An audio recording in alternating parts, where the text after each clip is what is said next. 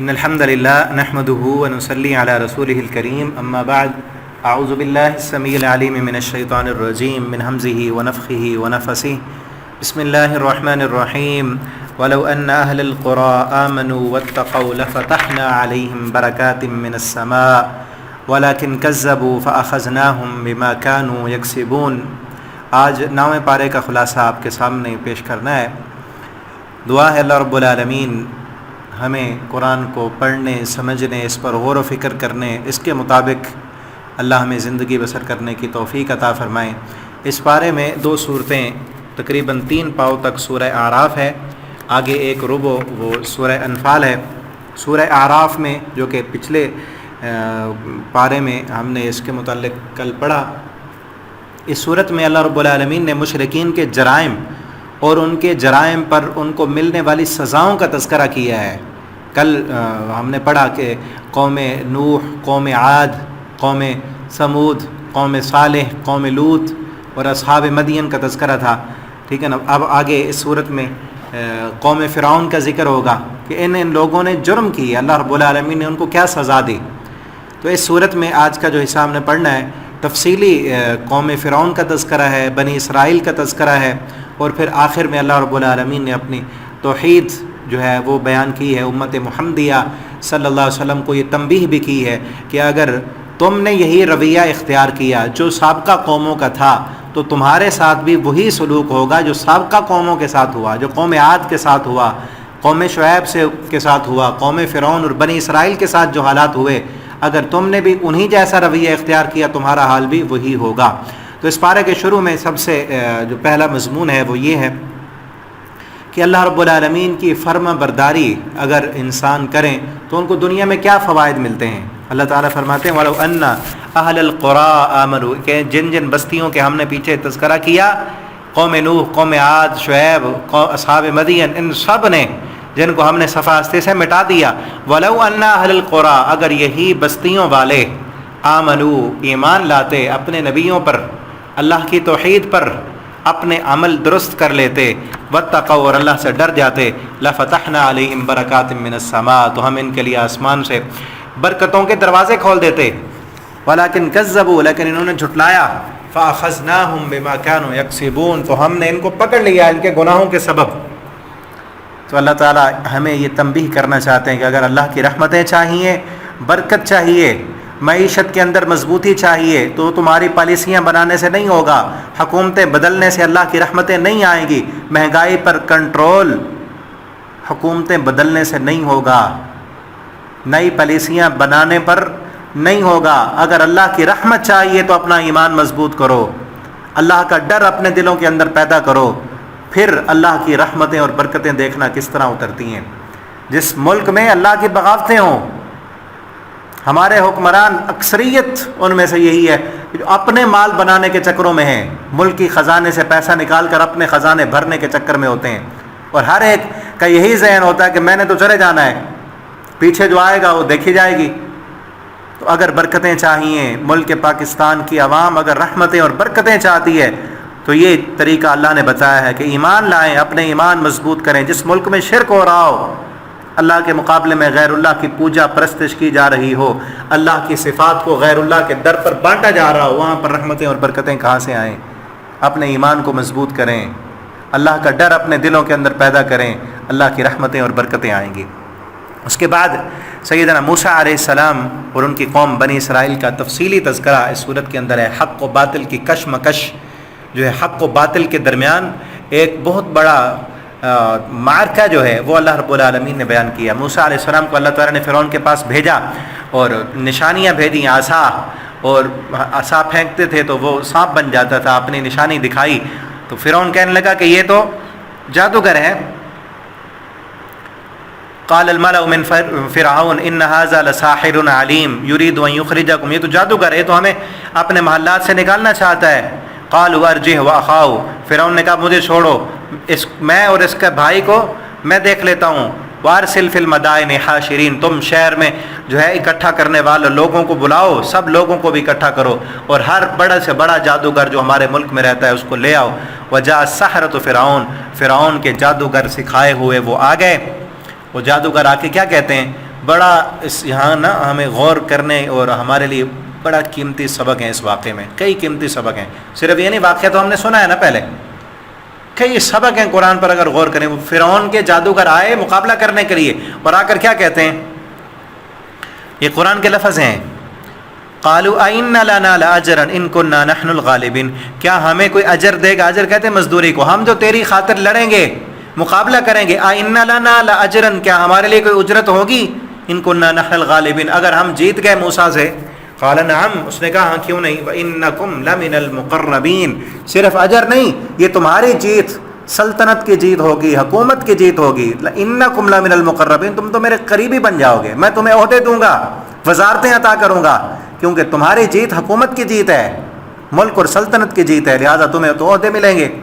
قالوا یا موسیٰ، اب پھر وہ جادوگر موسیٰ علیہ السلام کے سامنے آئے اور کہنے لگے اما ان تلقی، کیا آپ اپنا کوئی کارنامہ پہلے کرتے ہیں یا ہم کریں؟ ہم کر تب دکھائیں. موسیٰ علیہ السلام نے کہا تم نے جو کرنا ہے کرو. انہوں نے جو ہے اپنی رسیاں اور لاٹھیاں ڈالیں، سارے سانپ بن گئے. وأوحینا الی موسیٰ ان القی عصاک، اللہ فرماتے ہیں ہم نے موسیٰ علیہ السلام کی طرف پھر وحی کی کہ تو بھی اپنا عصا ڈال. فإذا تلقف ما یأفکون، تو انہوں نے ڈالا، اپنا عصا ڈالا. تلقف ما یأفکون، جو انہوں نے اپنا جھوٹ موٹ کا وہ جادو بنایا تھا نا، وہ سب کو موسیٰ علیہ السلام کا عصا وہ بہت بڑا اژدہا بن کر سب کو نگل گیا. اب جو جادوگر تھے نا، جو بھی اپنے فن میں ماہر ہوتا ہے نا، تو اس کی باریکیاں، اس کے اندر کیا کیا چیزیں ہوتی ہیں، کہاں پر لوگوں کو جو ہے نا برگلایا اور دھوکہ دیا جاتا ہے، سب اس کو پتہ ہوتا ہے نا. ماہر جادوگر تھے، سارے جادوگری کی کمالات وہ جانتے تھے. انہوں نے جب موسیٰ علیہ السلام کا عصا دیکھا، ان کو پتہ چل گیا یہ جادو نہیں ہے. موسیٰ علیہ السلام نے جو عصا پھینکا یہ حقیقت ہے. ہم نے تو لوگوں کی سحروا علی اعین الناس، ہم تو لوگوں کی آنکھوں پر جو ہے وہ جادو کر دیتے ہیں نا. موسیٰ علیہ السلام نے یہ جادو نہیں کیا ہے، یہ تو حقیقت بدلی ہے. جب انہوں نے دیکھا کہ موسیٰ علیہ السلام یہ جادو نہیں، یہ حقیقت ہے، اللہ رب العالمین کی طرف سے معجزہ ہے، تو انہوں نے کیا کہا؟ القی السحرۃ ساجدین، سارے جادوگر سجدے میں گر گئے. قالوا آمنا برب العالمین، ہم رب العالمین پر ایمان لائے. پھر فوراً کہا کہ کہیں فرعون بھی تو اپنے آپ کو رب العالمین کہتا تھا نا، کہا رب موسیٰ و ہارون، وہ رب جو موسیٰ اور ہارون کا رب ہے. قال فرعون کہنے لگا آمنتم، تم ایمان لائے مجھ سے اجازت لینے سے پہلے؟ یہ تو تمہاری تدبیر ہے. لمکرم مکرتم، یہ تمہارا بڑا ہے موسیٰ، تم اس کے شاگرد ہو، یہ پہلے آیا ہے، تمہیں سکھا کر بھیجا ہے، ٹھیک ہے نا. ان قریب تم جان لو گے. فسوف تعلمون لاقطعن ایدیکم وارجلکم من خلاف، میں جو تمہارے ہاتھ کاٹوں گا، تمہارے پیر کاٹوں گا مخالف سمت سے. ثم لأصلبنکم اجمعین، پھر میں تم سب کو سولی پہ چڑھا دوں گا، سب کو سولی پر چڑھا دوں گا. آگے کیا کہتے ہیں؟ قالوا انا الی ربنا منقلبون. یہ ہے پوائنٹ، نقطہ جو میں اس واقعے سے سب سے بڑی اہم بات جو آپ کو میں بتانا چاہتا ہوں. کیا کہا؟ انا الی ربنا منقلبون، ہم تو اپنے رب کی طرف جانے والے ہیں. یہی جادوگر جب آئے تھے تو کیا کہا تھا فرعون سے؟ جب آئے تھے کس چیز کی فکر تھی؟ اِنَّ لَنَا لَأَجْرًا، کیا تو ہمیں کوئی اجرت دے گا، مزدوری دے گا؟ پیسے کی فکر تھی نا، دنیا کی فکر تھی، مال کی فکر تھی، ہمیں کچھ ملے گا، کوئی پیسہ ملے گا. اس نے کہا ہاں سب کچھ ملے گا. اب کیا ہے؟ جب ایمان دل میں آ گیا ہے تو اب کیا ہے؟ اب کیا کہتے ہیں؟ اِنَّا إِلَىٰ رَبِّنَا لَا ضَيْرٍ إِنَّا إِلَىٰ رَبِّنَا مُنْقَلِبٌ. کوئی پرواہ نہیں ہے، تو ہاتھ کاٹتا ہے، پاؤں کاٹتا ہے، سولی پہ لٹکاتا ہے، چڑھا دے، اب کوئی پرواہ نہیں ہے. جب آئے تھے تو مال کی فکر تھی، جب ایمان آ گیا تو اب جان کی بھی فکر نہیں ہے. ایمان ایسی چیز ہے، ایمان جب دل میں آ جائے پھر انسان کو کسی چیز کی پرواہ نہیں ہوتی. کیا آ رہا ہے، کیا جا رہا ہے، دنیا کا نقصان ہوتا ہے ہو جائے. ایمان انسان کو آخرت دکھا دیتا ہے، اس کو پتہ چل جاتا ہے یہ دنیا کی زندگی ہمیشہ ہمیشہ کی نہیں ہے، یہ تو گزر جانی ہے، یہ تو ختم ہونے کے لیے ہے. ہم نے تو انا الی ربنا منقلبون، ہم تو رب کے پاس جانے والے ہیں، ہمیں تو وہاں انعامات ملیں گے. وما تنقم منا، تو کس بات کا انتقام لے گا ہم سے؟ صرف اس بات کا کہ ہم اللہ کی آیتوں پر ایمان لائے. ربنا، انہوں نے پھر دعا بھی کی، افرغ علینا صبرا، اللہ ہمارے دلوں میں صبر ڈال دے. وتوفنا مسلمین، یہ فرعون جتنے بھی ظلم کرے ہم پر، ہمیں مسلمانے کی حالت میں موت عطا کرنا.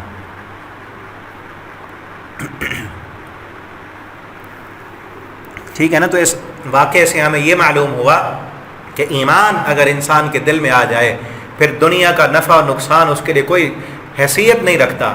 اس کے لیے اس کی زندگی کا مقصد اللہ کی رضا ہوتا ہے.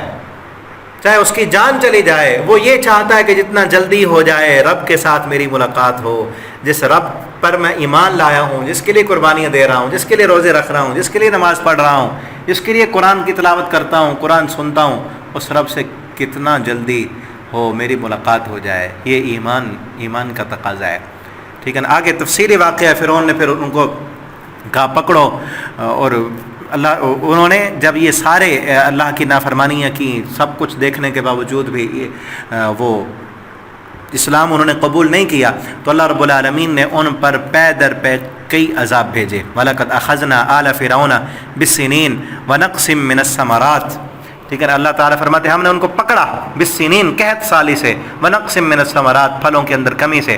جرم کیا تھے؟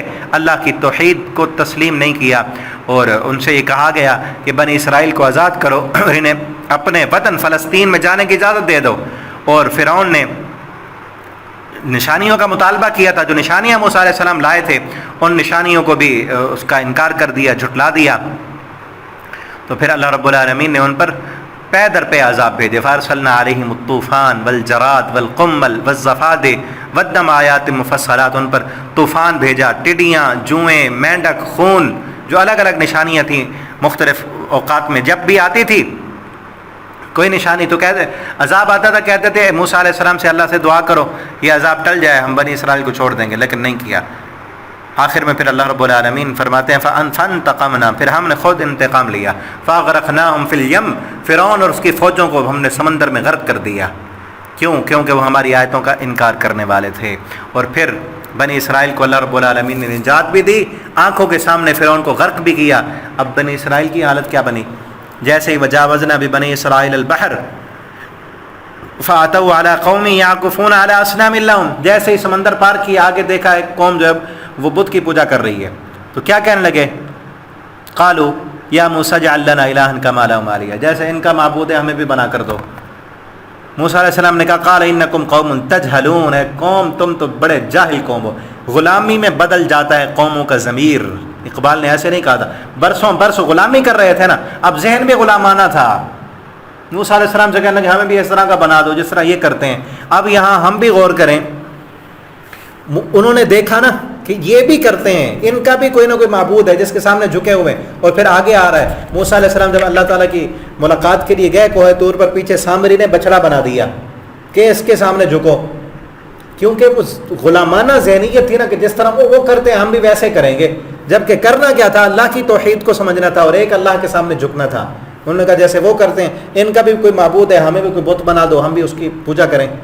اور ہم دیکھیں ہماری حالت کیا ہے، ہم بھی غلام تھے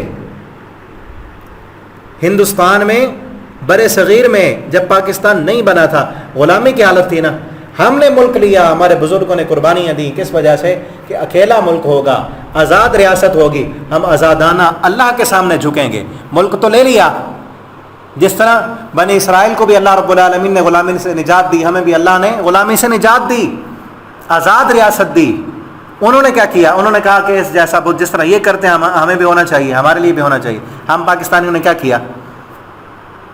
بالکل ویسے کہ ویسے جس طرح ہندوؤں کی رسمیں ہیں نا، وہ اپنے مندر پر جا کر دودھ چڑھاتے ہیں، نذرانے چڑھاتے ہیں، وہاں پہ منتیں مانتے ہیں، ٹھیک ہے نا، اپنی کسی پریشانی کے حل کے لیے وہاں جاتے ہیں، دھاگے باندھ کے آتے ہیں، پھر جب پریشانی ٹل جائے پھر وہاں جا کر جو ہے وہ نذرانہ اتارتے ہیں، کہتے ہیں دیگ اتارنے جا رہا ہے۔ ہم مسلمان بھی یہی کر رہے ہیں، وہ مورتی پر جاتے ہیں، یہ قبر پہ جاتے ہیں، وہ قبر مورتیوں پہ جا کے دودھ چڑھاتے ہیں، یہ قبر پہ جا کے چادریں چڑھاتے ہیں، وہ وہاں منتے مانتے ہیں، یہ یہاں منتے مانتے ہیں۔ بات تو یہی ہے نا، سیدھی اور حقیقی بات یہی ہے۔ جس طرح یہ قوم غلام تھی اور غلامانہ ذہنیت تھی، اسی طرح ہم پاکستانی قوم بھی غلامانہ ذہنیت کی وجہ سے جس طرح وہ، اور پھر ان کے فلموں کا کلچر دیکھنے کی، ان کی فلمیں دیکھتے ہیں، ڈرامے دیکھتے ہیں، جس طرح وہ کرتے ہیں، وہ بت کے سامنے جھکے ہیں، ہم قبر پر جھکے ہیں۔ وہ کرے غیر، اقبال نے اسی لیے کہا تھا نا، کرے غیر گر بت کی پوجا تو کافر، جو ٹھہرائے بیٹا خدا کا تو کافر، مگر مسلمان کے لیے کشادہ ہیں راہیں، پرستش کریں شوق سے جس کی چاہیں۔ کہ غیر اگر بت کی پوجا کرے تو کافر ہے، مسلمان اگر قبر والے سے امیدیں رکھے کہ یہ بیٹا دے سکتا ہے، یہ پریشانیاں ٹال سکتا ہے، جب میرے دل کوئی پریشانی ہوتی ہے تو میں اس کو بلاؤں، یہ سن سکتا ہے، اس کی قبر پہ جاؤں یہ راضی ہو تو پھر رب سے لے کر دے سکتا ہے. ان کی بھی تو یہی ذہنیت ہے نا, یہی عقیدہ مشرکین مکہ کا تھا. اس لیے امت محمدیہ کو تنبیہ کی جا رہی ہے کہ اگر تم نے اپنے آپ کو درست نہ کیا, اسی روش پر چلتے رہے, تو تمہارا انجام بھی وہی ہوگا جو سابقہ قوموں کا ہوا. ٹھیک ہے نا. اور آگے اللہ تعالیٰ نے فرمایا قل یا ایھا الناس انی رسول اللہ, میرے پیغمبر پوری انسانیت سے کہہ دو میں تمہارے لیے اللہ کا رسول ہوں, جمیعا سب کے لیے, اس رب کی طرف سے لہو ملک السماوات والارض لا الہ الا هو یحیی و یمیت, نہیں ہے کوئی الہ مگر وہی زندہ کرتا ہے, وہی مارنے والا ہے. اور پھر آگے اللہ تعالیٰ نے عالم ارواح کا معاہدہ بھی ذکر کیا, وَإِذَا أَخَذَ رَبُّكَ مِن بَنِي آدَمَ مِن ظُهُورِهِمْ ذُرِّيَّتَهُمْ وَأَشْهَدَهُمْ عَلَىٰ أَنفُسِهِمْ أَلَسْتُ بِرَبِّكُمْ, کہ جب ہم نے سارے آدم کی ذریت کو پیدا کیا اور گواہ بنایا ان کے نفسوں کو, اور کہا الستو بربکم, کیا میں تمہارا رب نہیں؟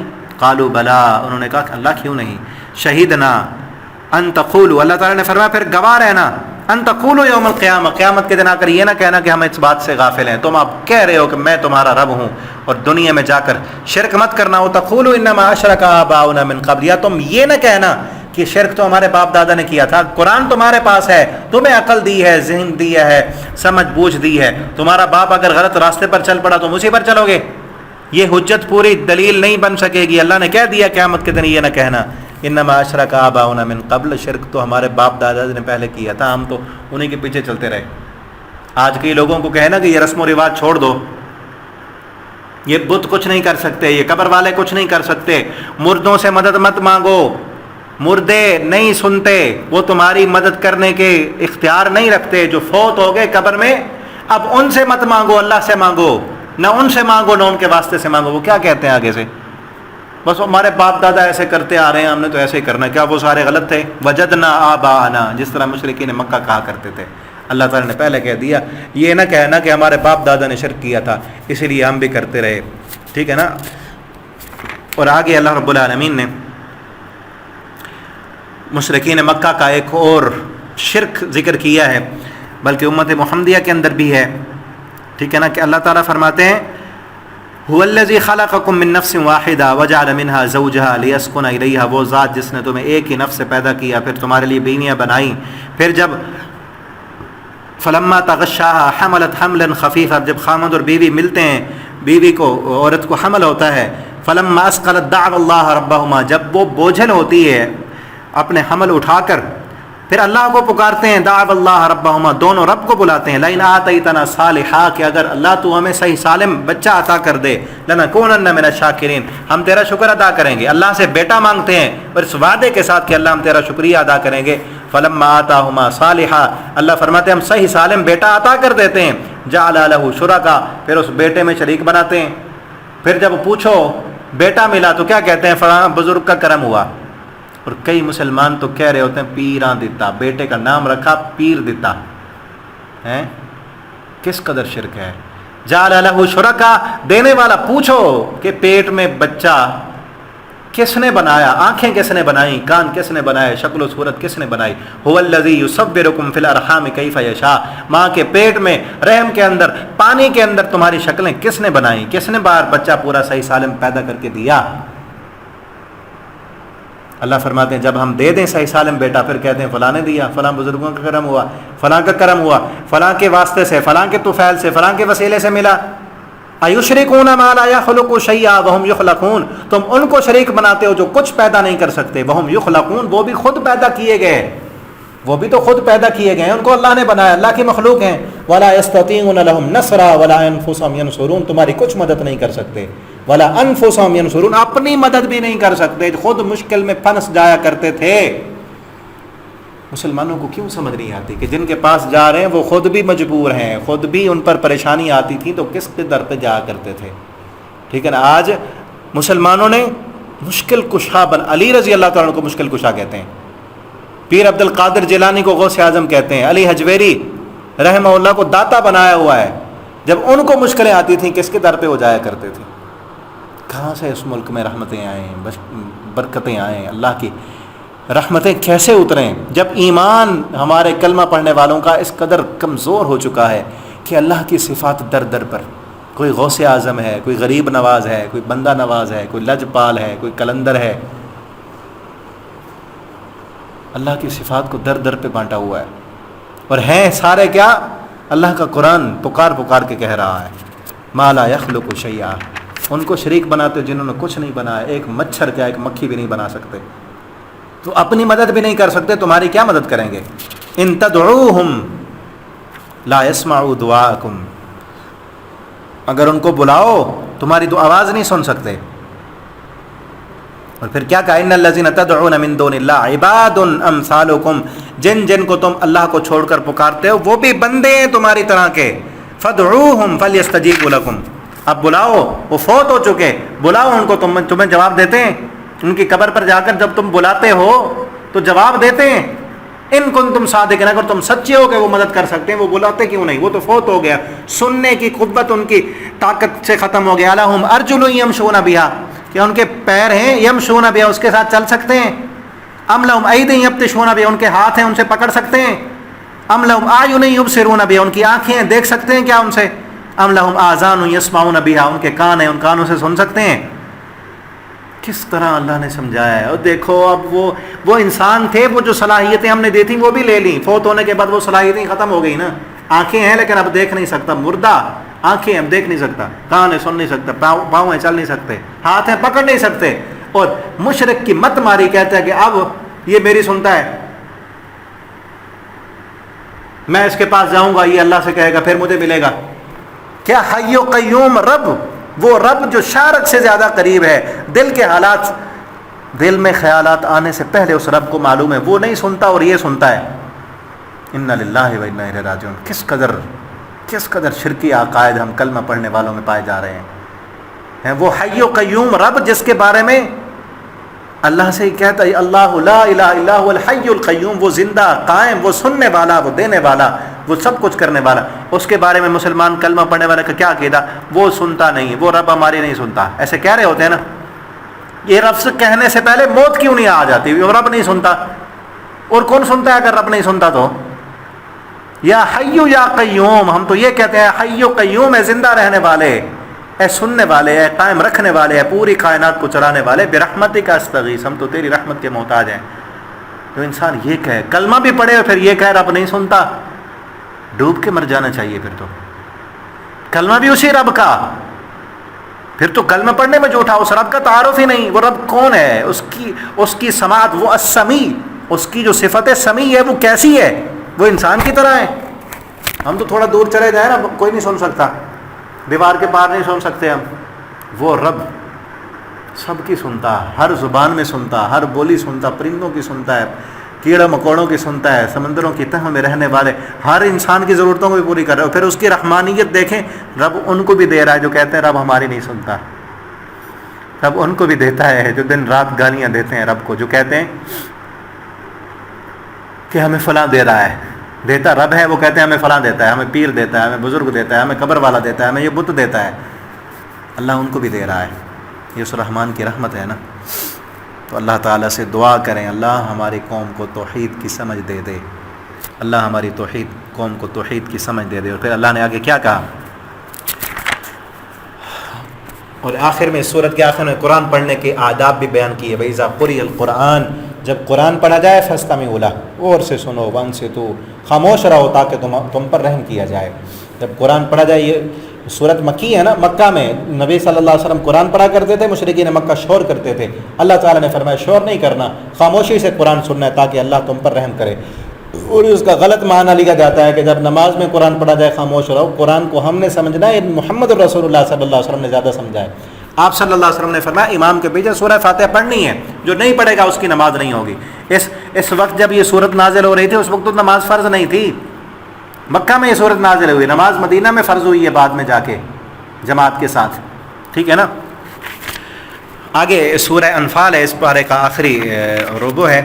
سورہ انفال جو ہے یہ سورت غزوہ بدر جو 2 ہجری میں ہوا تھا رمضان المبارک میں، اس غزوہ بدر کے فوراً بعد یہ سورت نازل ہوئی ہے. اور اس سورت میں جنگ کے آداب بتائے گئے ہیں اور غزوہ بدر پر تبصرہ بھی کیا گیا ہے. اور اس صورت کے آغاز میں مومنوں کی صفات بیان کی گئی کہ حقیقی مومن کون ہیں. اپنے اندر دیکھیں کیا یہ صفتیں ہیں.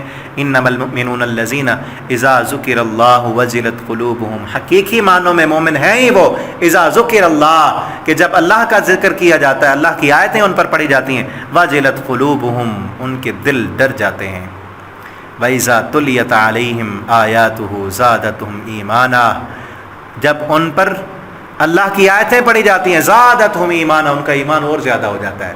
کیا ہماری حالت یہ ہے کہ جب ذکر اللہ، اللہ کا ذکر کیا جائے، اللہ کے عذابوں کا، جہنم کا، جنت کا، وعیدوں کا، گناہ پر ملنے والی سزاؤں کا، ہمارے دل ڈر جائیں، اور جب اللہ کے قرآن کی آیتیں پڑھی جائیں، جنت کا تذکرہ ہو تو ایمان بڑھ جائے.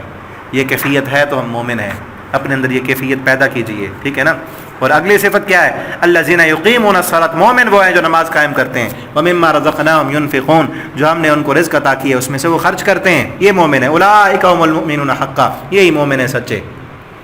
اب آگے یہاں سے نا اس صورت میں غزوہ بدر پر تبصرہ ہو رہا ہے. اب تھوڑا سا جو ہے نا پس منظر سمجھ لیں جنگ بدر کا. مسلمان مکہ چھوڑ کر مدینہ آئے، ہجرت کر کے آئے. اور پھر یہ بات یاد رکھیں کہ مسلمان ہجرت اس لیے کرتے ہیں کہ امن اور سکون کے ساتھ رہ کر اللہ کی عبادت کر سکیں. مکہ میں مسلمان امن کے ساتھ نہیں تھے، ظلم ہوتا تھا، زیادتیاں ہوتی تھیں، قریش مکہ ستاتے تھے مسلمانوں کو. تو لہٰذا اللہ تعالیٰ نے اجازت دی، ہجرت کر کے مدینہ میں آئے تاکہ امن اور سکون کے ساتھ رہیں. لیکن قریش مکہ نے یہاں پر بھی مسلمانوں کو مدینہ میں امن سے نہ رہنے دیا. یہودیوں سے تعلقات جوڑے، منافقین تیار کیے تاکہ یہاں پر بھی ہم ان کو مسلمانوں کو ستا سکیں، ان کو تنگ کر سکیں. اور کفار نے پوری بھرپور اپنی جو ہے وہ سازشیں کی مسلمانوں کے خلاف. غیر مسلموں سے تعلق جوڑے، اور مسلمان عمرے کی غرض سے جو ہے مکہ آئے تو ان کو عمرہ نہ کرنے دیا، ان پر ظلم کیا. اس کے علاوہ مسلمانوں پر کئی حملے بھی کیے، ٹھیک ہے نا. اور پھر جو ہے خوب تیاری کر رہے تھے قریش مکہ کہ ہم جو ہے پورے مکہ والوں سے انہوں نے سامان اکٹھا کیا کہ اس سے ہم تجارت کرتے ہیں، جو اس سے پرافٹ ملے گا سب سے اسلحہ لیں گے، اس پرافٹ سے اسلحہ لیں گے، اور پھر اس اسلحے سے ہم مسلمانوں کے خلاف ان کا ملیا میٹ کر دیں گے، ان کا نام و نشان زمین سے مٹا دیں گے. نبی کریم صلی اللہ علیہ وسلم کو اس بات کا علم ہوا. صحابہ کرام کو بھی بڑا رنج پہنچا کہ اتنا دور سے پہلے بھی ظلم و ستم کرتے تھے، اب بھی انہوں کو سکون نہیں مل رہا، ہمیں یہاں سکون سے نہیں بیٹھنے دے رہے. اب ان کا جو پورا سامان لے کر قافلہ شام کے پاس، شام کی طرف گیا، شام سے سامان لیا، واپس جا رہے تھے. تو مسلمانوں نے یہ سوچا کہ ہمارے خلاف اس قدر تیاری کر رہے ہیں، پلاننگ بنا رہے ہیں، اور پورا جو ہے اسلحہ لے کر ہمیں مٹانے کی کوشش کر رہے ہیں. ہم ایسے کرتے ہیں کہ جس سامان سے انہوں نے اسلحہ لینا ہے وہی سامان ہم جو ہے قبضے میں کر لیتے ہیں، ان پر حملہ کر دیتے ہیں. مسلمان مدینہ سے، ان کا راستہ بھی وہی تھا، ان کی تجارتی راستہ مدینہ سے ہو کر جاتا تھا. تو ان کو یہ سبق سکھانے کے لیے کہ تم سکون سے رہو ورنہ تمہارا تجارتی راستہ ہم بند کر دیں گے. مسلمانوں نے اس جو ہے قافلے پر حملہ کرنے کی غرض سے تیاری کی اور نکل کھڑے ہوئے، ٹھیک ہے نا. باہر نکلے تو یہاں پر اللہ فرماتے اذ یعدکم اللہ، جب اللہ نے تم سے وعدہ کیا تھا کہ احدی الطائفتین، دو گروہوں میں سے ایک جماعت، دو جماعتوں میں سے ایک تمہیں ضرور ملے گی. اب کیا ہوا یہ کہ مسلمان تیاری کر کے اس قافلے پر جو ساز و سامان لے کر آ رہا تھا، آپ پھر یہ دیکھیں نا، جو ساز و سامان لے کے آ رہا ہے اس کے ساتھ چند بندے ہوں گے، کوئی اسلحہ نہیں ہوگا کیونکہ وہ جنگ کرنے کے لیے تو نہیں آ رہے، وہ تو تجارتی قافلہ ہے نا. اب مسلمان مدینہ سے نکلے، ادھر جو ہے کافروں کو پتہ چل گیا کہ مسلمان ہم پر حملہ کرنے کے لیے آ رہے ہیں. انہوں نے راستہ تبدیل کر لیا، راستہ بھی تبدیل کر لیا اور اپنا قاصد مکہ بھیج دیا کہ مسلمان ہم پر حملہ کرنے کے لیے، ہمارا تجارتی قافلہ لوٹنے کے لیے آ رہے ہیں، تم آؤ. وہاں پر جو ہے ابو جہل کو پتہ چلا کہ مسلمان، اس وقت ابو سفیان کہیں گیا ہوا تھا. ابو جہل جو ہے وہ پورا اپنا مکہ کے بڑے بڑے جو ہے جنگجو اکٹھے کیے، اسلحہ اکٹھا کیا، پورا 1000 کا لشکر لے کر اپنے اس قافلے کی حفاظت کے لیے اور مسلمانوں سے لڑنے کے لیے پوری طاقت کے ساتھ آ گئے اور پہنچ آئے. مسلمان جو ہے غزوہ بدر میں، مختصر یہ کہ غزوہ بدر کے میدان میں اکٹھے ہو گئے. اب مسلمان کس حالت میں نکلے تھے گھر سے؟ اس قافلے پر حملہ کرنے کے لیے جو سامان والا تھا، اور چاہتے بھی یہی تھے کہ یہ قافلہ ملے، لیکن اللہ رب العالمین کو کچھ اور مطلوب تھا. اللہ تعالیٰ، اب اللہ فرماتے ہیں وَتَوَدُّونَ أَنَّ غَيْرَ ذَاتِ الشَّوْكَةِ، تم یہ چاہتے تھے کہ ہمیں وہ قافلہ ملے جس کے پاس ہتھیار نہیں ہے، بغیر ہتھیار والا، یعنی ساز و سامان والا قافلہ مل جائے. وَيُرِيدُ اللَّهُ أَن يُحِقَّ الْحَقَّ بِكَلِمَاتِهِ وَيَقْطَعَ دَابِرَ الْكَافِرِينَ. لیکن اللہ یہ چاہتا تھا کہ اب حق دنیا پر غالب آئے اور کافروں کی جڑ اللہ تعالیٰ کاٹ کر رکھ دیں. ٹھیک ہے نا. وَيُبْطِلَ الْبَاطِلَ وَلَوْ كَرِهَ الْمُجْرِمُونَ. مجرموں کو یہ بڑا ناپسند ہے. تو اللہ تعالیٰ نے اس لشکر کے ساتھ ملوا دیا. اب کیا ہوا، 313 مسلمان تھے، کوئی اسلحہ نہیں تھا، کوئی تیاری نہیں تھی. ٹھیک ہے نا. کوئی اس کے لیے وہ چل کر نہیں آئے تھے جنگ کے لیے، لیکن ایمان تھا، اللہ رب العالمین پر توکل تھا. نبی کریم صلی اللہ علیہ وسلم نے اس غزوہ میدان بدر میں دعا کی، تپتی ہوئی ریت پر اپنے سر رکھا، اللہ رب العالمین سے مدد مانگی کہ اللہم ان تہلک ہذہ الإصابہ لن تعبد بعدا، کہ اللہ یہ 313 کل پونجی میری یہی ہے، 13 سال کی محنت سب یہی کچھ ہے. اگر آج یہ 313 مارے گئے تو پھر یاد رکھنا لن تعبد بعدا، زمین پر تیری عبادت کرنے والا کوئی نہیں ہوگا. آپ صلی اللہ علیہ وسلم گڑ گڑا کر رو رو کر اللہ رب العالمین سے دعائیں کر رہے تھے. آپ صلی اللہ علیہ وسلم نے کس سے دعائیں مانگی ہیں، یہ بھی یہاں سے ہمیں سبق ملتا ہے. کس سے مانگا ہے؟ جس سے آپ نے مانگا. ہمیں بھی یہی تلقین کی کہ اسی سے مانگنا ہے. امن یجیب المضطر اذا دعا، کون ہے جو مجبور کی دعا سنے؟ الہ مع اللہ، اللہ کے علاوہ کوئی اور بھی ہے؟ ٹھیک ہے نا. تو اللہ تعالیٰ نے پھر مسلمانوں کی مدد کی، 1000 فرشتے نازل کیے. اور اسی طرح اذ یغشیکم النعاس امنتاً، اللہ نے مسلمانوں پر امن، سکون اور اطمینان نازل کیا. اللہ نے بارش برسائی کہ ریتلی زمین جو تھی وہ زمین پر پاؤں جمنے کے قابل بنا دیا اللہ تعالیٰ نے اس زمین کو. اور پھر ایسا انتظام کیا کہ مسلمانوں کو کافر جو تھے وہ کم نظر آ رہے تھے اور کافروں کو مسلمان زیادہ نظر آ رہے تھے. یہ اللہ رب العالمین نے مسلمانوں پر انعام کیا. اور اللہ تعالیٰ نے فرمایا فَضْرِبُوا فَوْقَ الْأَعْنَاقِ، اب ان کی گردنیں مارو، ان کو چھوڑنا نہیں. اور 70 کافروں کو مسلمانوں نے قتل کر دیا، 70 جو ہے قیدی بنا لی. اور پوری دنیا والوں کو پتہ چلا کہ قوت اور طاقت سے جنگیں نہیں جیتا کرتی، جنگ جو ہے وہ ایمانی قوت سے جیتا کرتی ہے. جن کے پاس ایمان تھا، اللہ کی مدد تھی، آج وہ غالب آ گئے. پورے عرب کو پتہ چل گیا کہ واقعتاً مسلمان ایک ابھرتی ہوئی طاقت ہیں اور ابھر کر سامنے آ رہے ہیں. اور اللہ رب العالمین نے اس وقت جنگ کے آداب بھی بیان کیا. ایھا الذین آمنوا اذا لقیتم الذین کفروا زحفا، جب جنگ کے دن کافروں سے تم ملو فلا تولوہم الادبار، پیٹھ پھیر کر نہیں جانا. ومن یولہم یومئذ دبرہ، جو اس دن پیٹھ پھیر کر جائے گا بزدل بنے گا، ڈر جائے گا، موت کو دیکھ کر ڈرے گا. مگر یہ ہے کہ متحرفا لقتال او متحیزا الی فئہ، قتال کے لیے، جنگ کے لیے کوئی چال چلنے کے لیے پیچھے مڑا ہے، یا جو ہے اپنے جماعت کے ساتھ مل کر دوبارہ حملہ کرنے کے لیے وہ پھرا ہے، پھر تو ٹھیک ہے. ورنہ فقط باء بغضب من اللہ، ورنہ اللہ کا غضب ہوگا. ڈرنا نہیں ہے، ڈر صرف اللہ کا. کہیں ایسے نہ ہو کہ تم کافروں کے ساتھ لڑ رہے ہو اور اب کافر تمہیں مارنے لگا ہے اور موت کے ڈر سے تم پھر جاؤ. نہیں، مومن ایسا نہیں ہوتا. مومن تو شہادت کے لیے جیتا ہے، اس نے تو اللہ سے ملنا ہے. ٹھیک ہے نا. اور پھر اس کی صورت کے آخر میں اللہ رب العالمین نے یہ بھی فرمایا کہ وَقَاتِلُوهُمْ حَتَّى لَا تَكُونَ فِتْنَةٌ، اب ان سے لڑو، یہ فتنہ ہے، یہ تمہیں سکون سے نہیں رہنے دیتے. ان کے ساتھ، ان کافروں کے خلاف لڑو. حَتَّى لَا تَكُونَ فِتْنَةٌ، یہاں تک کہ زمین پر کوئی فتنہ باقی نہ رہے. وَيَكُونَ الدِّينُ كُلُّهُ لِلَّهِ، اور دین سارے کا سارا اللہ کا ہو جائے. فَإِنِ انْتَهُوا فَإِنَّ اللَّهَ بِمَا يَعْمَلُونَ بَصِيرٌ، اگر یہ رک جائیں تو اللہ ان کے عمل کو دیکھنے والا ہے. اور ان کافروں سے یہ بھی کہا گیا کہ اب میدان بدر میں یہ پہلا مارکا تھا، یہ پہلا مارکا تھا، اور تم نے دیکھ لیا کہ کیا حشر ہوا ہے تمہارا. اگر تم رک جاؤ گے تو تمہارے لیے بہتر ہے، اور اگر نہیں رکو گے وَإِن تَعُودُوا نَعُدْ، تم بھی دوبارہ لوٹو گے تو ہم بھی دوبارہ تیاری کر کے آئیں گے تمہارے ساتھ لڑنے کے لیے. اب وہ دن گئے جب تم مظلوموں پر ظلم کیا کرتے تھے، جب تم بلال کو تپتے ہوئے انگاروں پر لٹایا کرتے تھے، وہ دن گئے. اب مسلمان ایک بھرپور طاقت بن چکی ہے. اب اس طاقت کے جو ہے طاقت کے زور پر ہم تمہارا مقابلہ کریں گے. اب ان فتنوں کو ہم ہتھیار کے ساتھ ان فتنوں کا قلع کما کریں گے. پھر ہوا اس کے بعد پھر غزوہ احد ہوا، غزوہ احزاب ہوا. یہ پہلا مارکا تھا اور یوم الفرقان تھا. اور یہ رمضان المبارک میں، رمضان المبارک کا مہینہ تھا. یہ بھی آپ دیکھیں گرمیوں کے دن تھے. اس رمضان میں یوم بدر، یوم فرقان، اللہ رب العالمین نے اسی رمضان المبارک کے اندر بہت بڑی فتح عطا کی تھی.